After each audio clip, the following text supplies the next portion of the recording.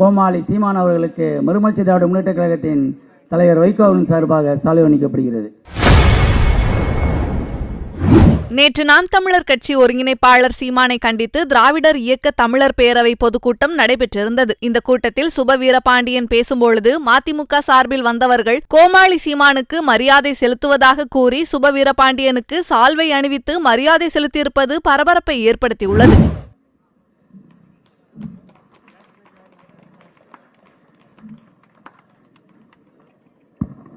தோழர் அவர் பதற்றத்தில் சொல்லிட்டாரு.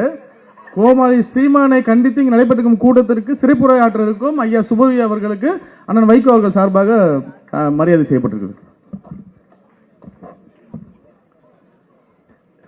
காலம் கருதி அனைவருக்கும் என் அன்பு வணக்கம்.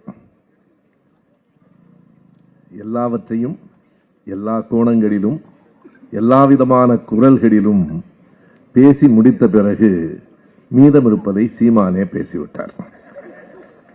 ஒரு விதத்தில் எனக்கு ஒரு வருத்தம் உண்டு. நான் நேர்மையாகவே பதிவு செய்கிறேன். செய்திகளை உள்ளது உள்ளபடி தெரிந்து கொள்ள ரெஃப்ளெக்ட் நியூஸை சப்ஸ்கிரைப் பண்ணுங்க.